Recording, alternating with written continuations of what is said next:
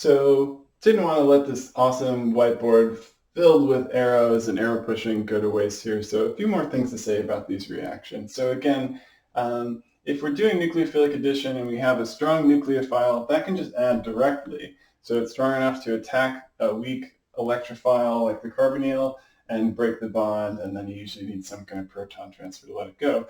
So the keys for this reaction was, all right, so ethanol, alcohols are not strong enough reacting on their own, so it needs to activate it. Right, so that first part here,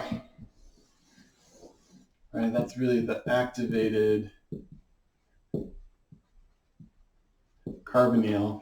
And although it's not a leaving group, we can kind of think about it in terms of leaving groups. So if this nucleophile adds, we lose the charge, we just get an alcohol, right? So we're going from carbonyl to alcohol here.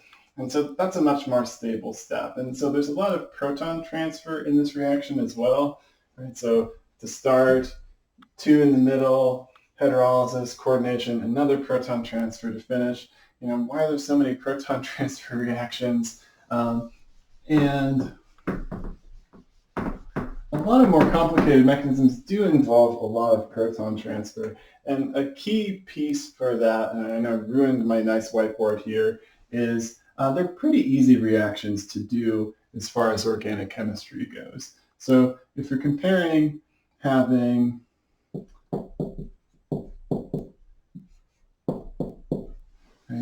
H3O plus and a ketone, you've got a nice stable neutral ketone and you have a strong acid and H3O plus. If these two things react together, you're going to get water, right? So we went from very reactive strong acid to water.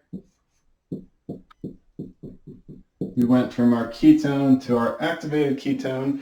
And so this is now, you've swapped places for what's reactive, right? So you have strong acid here. This would be a strong acid and a proton donor as well. Just by nature of its structure, it can do other things. But this reaction is really fast and easy. There's a very, I say easy, which just means there's a low energy barrier here. If we were trying to draw a reaction diagram for this reaction, you know, the differences in energy between these two groups of molecules is pretty small. And compared to a typical reaction like an SN2 or the nucleophilic addition step, you know, where we're breaking bonds and making big changes in energy, proton transfer steps are really low energy. They happen pretty quickly. Most of the time in equilibrium, they can go back and forth, right? If it's easy going forward, it should be easy going back.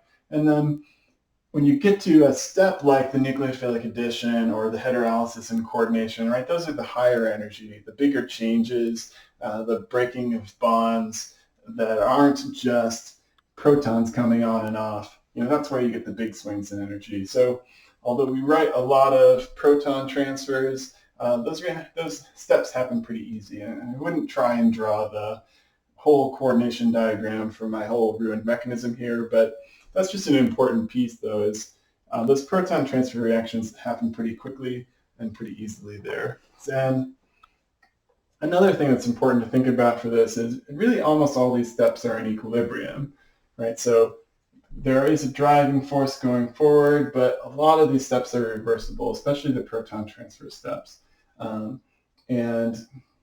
That it's just not feasible to consider every single step. And I didn't draw the arrows as equilibrium arrows, but I should have, and that really is what's going on here. Is it can go back and forth a lot before it lands on the final product.